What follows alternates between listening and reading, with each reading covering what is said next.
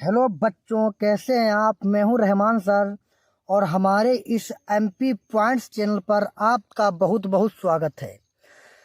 तो देखो बच्चों, हम आपको आज ये बात बताने जा रहे हैं कि जो 1 मार्च 2023 को भौतिक विज्ञान का यानी कक्षा 12 भौतिक विज्ञान का जो पेपर होने जा रहा है उसके विषय में।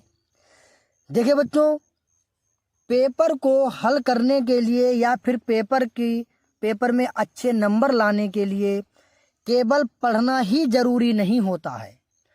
पढ़ने के साथ साथ आपको ये भी पता होना चाहिए कि कॉपी को किस प्रकार लिखा जाता है। बहुत से बच्चे ऐसे हैं जिनको प्रश्न तो आते हैं लेकिन उनको लिखना नहीं पता होता कि किस प्रकार लिखा जाए।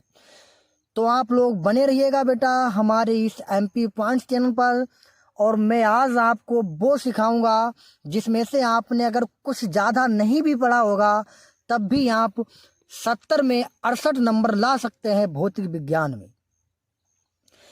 ये बेटा हमारा वीडियो लगभग में 20 से 25 मिनट का बनने वाला है। आप प्लीज़ इस वीडियो को बिना ही काट कर या स्किप किए हुए आपको पूरा वीडियो देखना है, और हम आपको इसमें ये सिखाएंगे ताकि आपको किस प्रकार कॉपी को लिखना है। तो बेटा देखिएगा, सबसे पहले हम आपको बता दे रहे हैं हमारे पास एक पेपर रखा हुआ है 2022 का, यानी जो 2022 में जो पेपर हुआ था वो इस प्रकार का था। ध्यान से आप समझिएगा, इससे अलग पेपर नहीं आ सकता है। प्रश्न तो आपके बदले हो सकते हैं लेकिन मेथड आपका यही होगा। तो देखिए, पेपर जो आपका स्टार्ट होता है ये 2022 का पेपर है। पेपर आपका स्टार्ट होता है सेक्शन आ से या फिर सेक्शन ए। इसमें पहले प्रश्न जो होते हैं वो बेटा होते हैं कि बहुविकल्पी प्रश्न, जिसमें आपको 4 प्रश्न नीचे दिए जाएंगे। जो आपको सही प्रश्न लगेगा उसमें आपको टिक करना है। तो देखिए, पहला प्रश्न जो हमारा है वो लिखा, श्वेत प्रकाश का प्रिज्म से गुजरने पर किस रंग के प्रकाश का अधिकतम विचलन होता है। तो आपको बेटा बताना है कि बैंगनी रंग का होता है या लाल रंग का या पीले रंग का या हरा रंग का। चलिए हमको बता दे रहे, पेपर में आपको किसी भी प्रकार का कोई इस प्रकार का ऐसे डेस नहीं लगाना है, नहीं तो बेच आकर के आपको बुक कर देगी। आपको जो भी प्रश्न इसमें सही लगे नीचे 4 ऑप्शनों में से, उसको आप उठा करके अपनी कॉपी में नोट कर देंगे। इतनी बात आप समझ में। अब जो भी प्रश्न आपको सही लगता है तो इस प्रकार ध्यान दीजिएगा। कितने प्रश्न होंगे हमारे पास, अगले प्रश्न की बात करते हैं। जैसे हमारे पास खा प्रश्न है, लिखा वैद्युत चुंबकीय तरंगे होती हैं। तो वैद्युत चुंबकीय तरंगे होती हैं, अनुदैर्ध्य होती हैं, अनुप्रस्थ होती हैं, अनुदैर्ध्य व अनुप्रस्थ दोनों होती हैं, या फिर इनमें से कोई नहीं। आपको जो भी प्रश्न सही लगता है आप उसमें टिक करिएगा अपनी कॉपी में और आगे बढ़िएगा। अब ध्यान दीजिएगा, इस प्रकार जो आपका अगला प्रश्न गा आ जाएगा वो भी इसी प्रकार का होगा, और आपको जो सही लगेगा उसमें आप टिक करेंगे। इसी प्रकार देखिए, घा प्रश्न होगा, यानी 0 ताप पर शुद्ध अर्धचालक है, चालक होता है या प्रतिरोधक होता है या अतिचालक होता है, फिर विद्युत रोधी होता है। इसके बाद में अगला प्रश्न आपके पास आ जाएगा डा, यानी 5वां प्रश्न, जो इस प्रकार होगा कि निम्नलिखित कण एक ही वेग से गतिमान है, न्यूनतम डी ब्रागली तरंग वाला कण है। इस 4 में से जो भी आपको सही लगेगा वो आपको कॉपी पर नोट कर देना है। अब ध्यान से समझिएगा, ये तो हमने ये प्रत्येक प्रश्न जो है बेटा हमारा 1 अंक का होगा। एक बात आपको बहुत ही अच्छी तरह से ध्यान रखनी है कि देखिए, आगे इसका एक प्रश्न और है जो हमारा संतुलित व्हीट स्टोन ब्रिज की प्रत्येक भुजा तथा धारा मापी का प्रतिरोध R ओम है, नगण्य आंतरिक प्रतिरोध वाली बैटरी के सिरों के बीच प्रतिरोध होगा। यानी इस प्रकार के आपके 6 प्रश्न जो हैं वो आपको परीक्षा में पूछे जाएंगे बहुविकल्पी, और इसमें जो आपको सही लगेगा उसमें आपको टिक करना है। चलिए ठीक है, अब बात बेटा आती है बहुत ही ठीक है बेटा। अब हम आ जाते हैं इसके सेक्शन बी पर। जो इसका सेक्शन बी, ये भी आपके एक नंबर के क्वेश्चन आपसे पूछे जाएंगे। ठीक है। अब यहाँ से कहानी स्टार्ट हो रही है। बच्चे क्या गलती करते हैं, ध्यान समझिएगा। बच्चों की गलतियां यहाँ से होती हैं, इसलिए नंबर नहीं आ पाते हैं। तो देखिए, इसमें पहला प्रश्न पूछा गया है कि प्रकाश वैद्युत प्रभाव में देहली तरंग देर से क्या तात्पर्य है। यानी प्रकाश वैद्युत प्रभाव में देहली तरंग देर से क्या तात्पर्य है। अब बच्चा क्या काम करता, देखिएगा। सबसे पहली गलती बच्चा यहाँ से ये करता है कि सीधे यहाँ से उठाए कलम। देखिए, हम पहले आपको बता दे रहे हैं, लेकिन आपको करना कैसे वो भी हम आपको बताएंगे। और बच्चा गलती क्या करता है पहले वो समझ लीजिएगा। बच्चा क्या काम करता है, यहाँ पर ऐसे लिखा, उत्तर नंबर कुछ नहीं डाला, आगे डाल दिया 2, ऐसे लिख दिया। अब ध्यान समझिएगा बेटा, ये लिखा उत्तर नंबर 2। बच्चा शॉर्टकट में रहता है और वो गलती कर जाता है। अब आप समझिएगा, जब आपने यहाँ पर क्या डाला, उत्तर नंबर 2, क्या आपको दिख रहा है बेटा ये उत्तर नंबर 2 आपको दिख रहा है क्या? नहीं, बस बच्चा यहीं से गलती करना स्टार्ट कर देता। अब बताइए एग्जामिनर आपको क्या पढ़ेगा, इसको ये उत्तर नंबर 2 पढ़ेगा या इसको 302 पढ़ेगा? बच्चा यहीं से गलती करना स्टार्ट कर देता है। अब आपको क्या करना, या मान लीजिएगा थोड़ी देर के लिए अगला प्रश्न है, जैसे अगर हमने मान लिया उत्तर नंबर 3 डालना आपको, तो क्या करते हैं, उत्तर नंबर 3 ऐसे डाल देता है।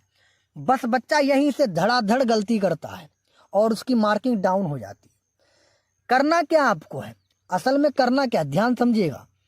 करना आपको इसमें यह है कि आपको उत्तर नंबर 2 इस प्रकार नहीं लिखना है। जब आपको इस प्रकार नहीं लिखना है तो कैसे लिखना है, ये आपका तरीका हो गया है गलत। देखिएगा, अगर आपको प्रश्न सेक्शन बी से करना है तो सबसे पहले आप डालिएगा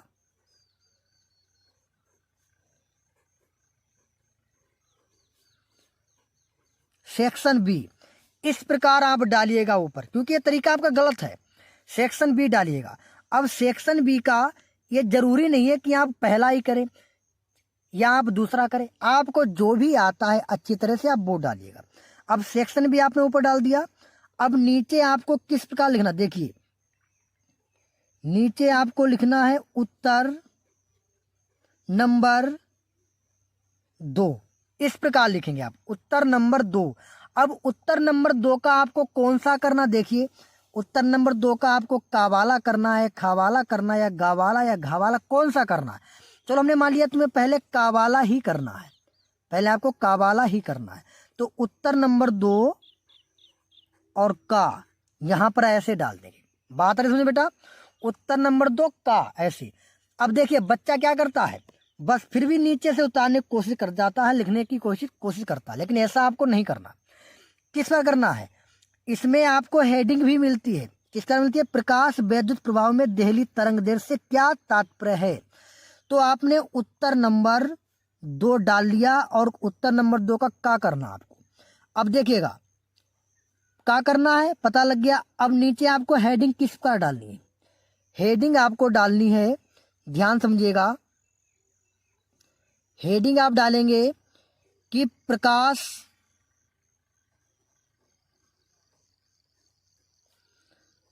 वैद्युत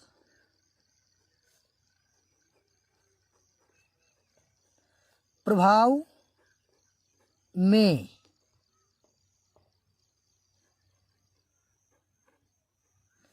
देहली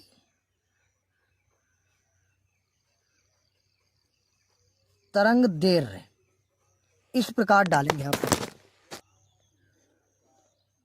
सॉरी बेटा, यहाँ पर लाइट खराब होने के कारण थोड़ी तकनीकी खराबी हो गई थी। चलिए हम क्या बात कर रहे थे कि प्रकाश वैद्युत प्रभाव में देहली तरंग दैर्घ्य, ठीक। तो इस प्रकार आपने हेडिंग डाल ली। देखिए इसी प्रश्न में ही आपकी हेडिंग होती है कि प्रकाश वैद्युत प्रभाव में देहली तरंग दैर्घ्य, आपने डाल दी।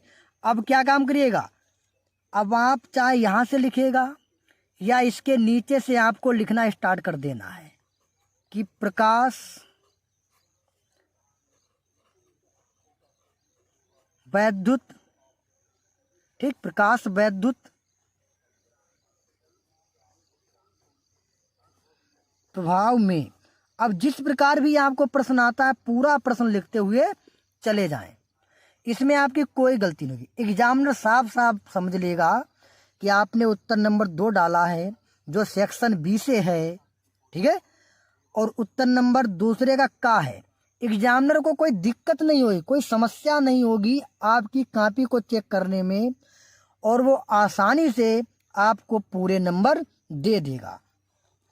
चलिए, अगर हमने मान लिया ये प्रश्न आपका कंप्लीट हो गया, मान लिया आपका ये प्रश्न कंप्लीट हो गया, अब आपको क्या करना है, आपको प्रश्न नंबर सेक्शन इसी का खवाला करना है। ध्यान समझिएगा, हमें पता है कि हमें प्रश्न नंबर खा करना है, ठीक है, तो ध्यान समझिएगा कैसे करेंगे। अब यहाँ पर जरूरी नहीं है सेक्शन बार बार डालें, क्योंकि आप सेक्शन ऊपर डाल चुके हैं। अब यहाँ पर डाल देंगे हम उत्तर नंबर 2 का खंड खा। बात आ रही बच्चा समझ में? उत्तर नंबर 2 का खंड खा हम लोग डाल देंगे।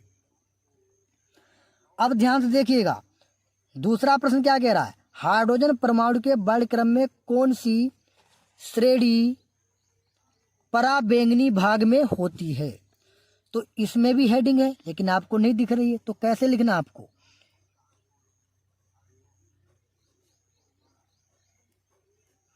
हाइड्रोजन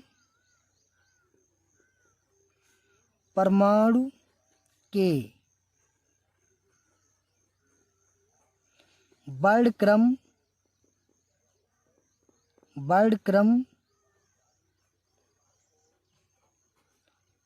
श्रेणी, बस इस प्रकार आपको इसमें हेडिंग डाल देनी है। बताइए कोई समस्या आपको? कोई समस्या नहीं। इससे ये पता लगता साफ साफ एग्जामिनर को कि आपने कौन से प्रश्न का उत्तर लिखा है। इससे एग्जामिनर को चेक करने में कोई दिक्कत नहीं होगी, तो तुम्हें दिक्कत वाले नंबर भी नहीं देगा, अच्छे आपको नंबर भी देगा। चलिए, इसी प्रकार हम आपको सभी में, इसी प्रकार का आपको सभी में मिल जाएगा। प्रश्न ये है 1 हेनरी अन्योन्य प्रेरण गुणांक, तो इसमें आपकी हेडिंग क्या पड़ेगी, अन्योन्य प्रेरण गुणांक, केवल इतनी डालनी। ठीक, कितनी डालनी बेटा आपको? इसमें आपको हेडिंग डाल दी है अन्योन्य प्रेरण गुणांक, बस काले कलम से अच्छी तरह, ठीक है।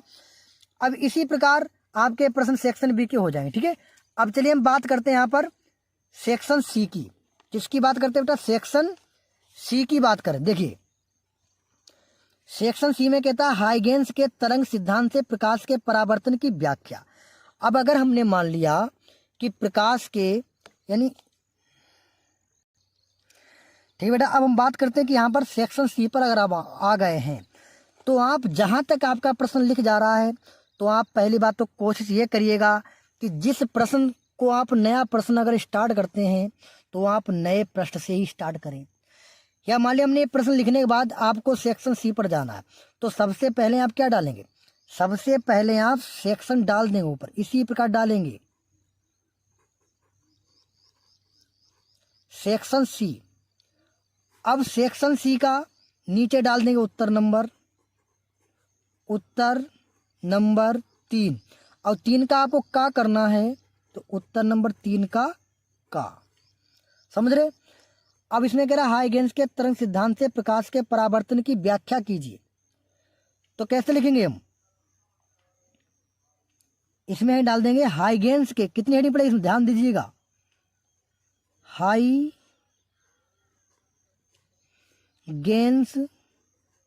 के तरंग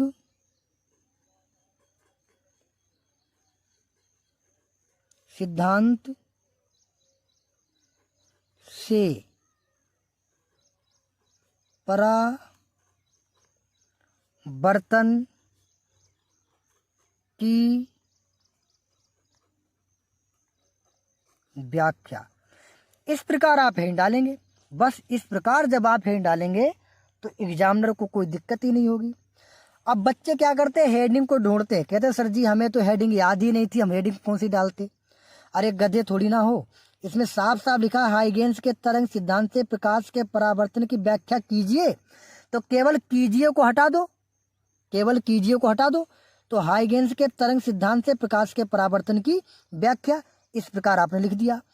अब इसके बाद क्या है, जिस भी प्रश्न को करना है हमें, अब मान लिया ये प्रश्न हमने लिख दिया, अब आप चाहे प्रश्न को यहाँ से लिखना स्टार्ट करें या आप यहाँ लाइन से आकर के यहाँ से आप लिखना इसको स्टार्ट कर सकते हैं। बात हमारे समझ रहे हैं।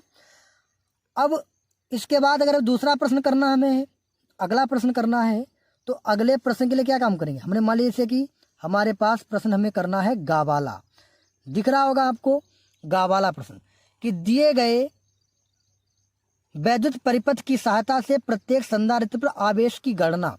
तो ध्यान समझिएगा, इसमें क्या हेडिंग हो जाएगी, वैद्युत परिपथ की सहायता से, ठीक, वैद्युत परिपथ की सहायता से प्रत्येक संधारित्र पर आवेश की गणना, केवल इतनी आप हिंट डाल देंगे और ये नीचे आपको दिखाया गया, देखिए ये आपको परिपथ दिया गया, इस परिपथ में आपको गणना करनी है। अब एक बात यहाँ पर समस्या और आ जाती है बच्चों के पास, अब बस देखिएगा, मेन बात तो आपकी यहीं से शुरू होती है, 100% नंबर आप यहीं से लाएंगे। जो बात मैं अब कहने जा रहा हूँ 100% नंबर आप यहीं से लाएंगे। जो बात मैं आपको बताने जा रहा हूँ बहुत ध्यान से समझिएगा। किस प्रकार बच्चों की शिकायत रहती है कि सर जी अगर हमें कोई प्रश्न नहीं आता है तो वो हमारा प्रश्न छूट जाता है। अब ध्यान से समझिएगा, आपको ये कितने नंबर का पेपर करना है, बहुत ध्यान से समझेंगे। आपको ये पेपर कितने नंबर का करना है, आपको ये पेपर करना है 70 नंबर का, बात हमारी समझ रहे हैं। और जिसमें आपको पास होने के लिए कम से कम 23 अंक लाना आपके लिए बहुत ही अनिवार्य होगा।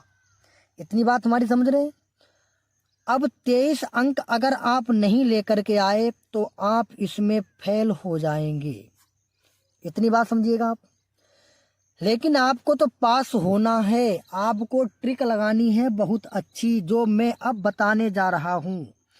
आपने चाहे पूरे वर्ष कुछ भी ना पढ़ा हो, लेकिन अगर आप ये ट्रिक लगा देंगे तो आप अवश्य ही पास हो जाएंगे। तो ध्यान समझिएगा, जैसे कि आपने 70 नंबर में से आपको 23 नंबर लाने हैं और आप कुल मिलाकर के पेपर जो है वो आप करके आए हैं 25 अंक का। ध्यान समझिएगा, आपने कहा सर जी हमें केवल 25 अंक का पेपर आता था, वो मैंने कर दिया, क्या मैं पास हो जाऊंगा। तो बिल्कुल नहीं, आप फेल हो जाएंगे। क्यों हो जाएंगे, क्योंकि 25 अंक का तो आपने पेपर ही किया है, उसमें आपके कुछ प्रश्नों के अंक कट जाएंगे, जिसमें से हमने मान लिया आपको मिलाकर के कुल 20 अंक आपको मिल पाएंगे, तब आप क्या होंगे, फेल हो जाएंगे। अब आपको और अंक कैसे लेकर के आना है वो ध्यान समझिएगा।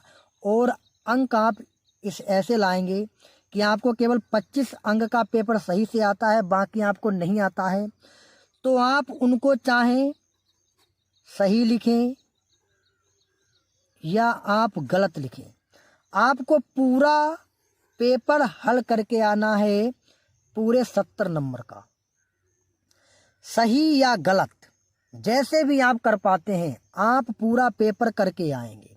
क्यों, क्योंकि अगर आपके 20 नंबर रह गए आप फेल हो जाएंगे। अब कोई भी एग्जामिनर जो आपकी कॉपी को चेक करेगा वो आपको कोरे पन्ने पर नंबर थोड़ी ना दे देगा।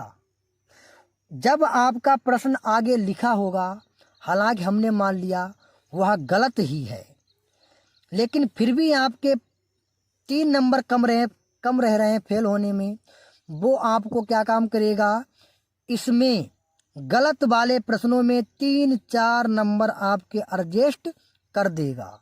जब आपके 3-4 नंबर एडजस्ट हो जाएंगे और आप आसानी से पास हो जाएंगे। लेकिन आप लोगों के पास पूरी तैयारी होगी। मैं इसलिए कह रहा हूँ केवल कि अगर आपका कोई भी प्रश्न छूट रहा है तो आप उसको छूटने नहीं देंगे, आप उसको सही या गलत करके आएंगे। क्योंकि अभी हमने आपको समझाया कि कोई भी एग्जामिनर आपको कोरे पन्ने पर आपको नंबर नहीं देगा। यदि आपका लिखा है तो आपको वह गलत लिखे हुए पर भी वह आपको नंबर दे देगा। क्यों दे देगा, क्योंकि वह समझेगा कि आपको फेल ना होने दिया जाए।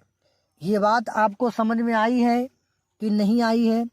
बिल्कुल आपको समझ में आई होगी। और आप एक कोशिश और भी करिएगा, कॉपी को पूरा भरिएगा, पूरा यानी फुल। कोई भी पेज आपको खाली नहीं छोड़ना है, खाली नहीं छोड़ना है आपको। कोई भी पेज आपको खाली नहीं छोड़ना है, क्योंकि जब आप पेज को खाली छोड़ देंगे तो उसमें आपका ही नुकसान होगा। इतनी बात हमारी समझ में आ रही कि नहीं समझ में आ रही है? बहुत ध्यान से समझिएगा, ठीक है। चलिए अब हम बात करते हैं कि पेपर में आपको क्या क्या दिया जाएगा, क्या आपको नहीं दिया जाएगा। चलिए बेटा बात करते हैं हम लोग अब कि पेपर में आपको क्या प्रत्येक सूत्र याद करना है। तो जी बिल्कुल नहीं, आपको प्रत्येक सूत्र नहीं याद करना है, क्योंकि इसमें आपको कुछ सूत्र पेपर के लास्ट में आपको दिए जाएंगे। जैसे कि यहाँ पर लिखा, देखिए पेपर का ये लास्ट पृष्ठ है, यानी 20 पृष्ठ का आपको पेपर दिया जाएगा। ये आपका लास्ट पृष्ठ है जिसमें लिखा है प्लांक नेतांक। तो प्लांक नेतांक यानी एच का मान आपके पास होगा पेपर में, जिसका मान होता है 6.6 × 10⁻⁻34 जूल सेकेंड। प्रकाश की निर्वात में चाल 3 × 10⁸ मीटर पर सेकेंड, ये भी मान आपको दिया जाएगा। गुरुत्वीय त्वरण जी का मान यानी 10 मीटर पर सेकेंड स्क्वायर, ये भी मान आपको दिया जाएगा। एक इलेक्ट्रॉन पर कितना आवेश होता है, यानी E बराबर 1.6 × 10⁻⁻19 कूलाम, ये भी आपको दिया जाएगा।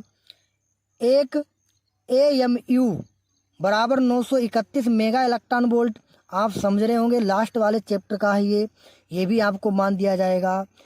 एवोगाड्रो संख्या 6.02 × 10⁻23, ये भी मान आपको परीक्षा में दिया जाएगा। रिडबर्ग नेतांक यानी कैपिटल R बराबर 1.097 × 10⁻7 मीटर इनवर्स, ये भी मान आपको परीक्षा में दिया जाएगा। निर्वात की वैद्युतशीलता, यानी कुल मिलाकर के आपको ये समझना है कि ये जो मान, इतने मान जो फिक्स होते हैं, जिन मानों को हम लोग सवाल में प्रयोग करते हैं, ये मान आपको पेपर में दिए जाएंगे। इनको आपको याद करने की ज़रूरत नहीं है। इसके अलावा जो और फार्मूले हैं उनको आपको याद करना है। और दूसरी बात तो यह है इसमें कि पेपर आपका हिंदी मीडियम और इंग्लिश मीडियम दोनों में ही दिया जाएगा। तो ठीक है बेटा, आज के लिए इतना ही, बाकी और भी हम आपको जानकारी देते रहेंगे। तो मिलते हैं अगले वीडियो में, तब तक के लिए जय हिंद जय भारत।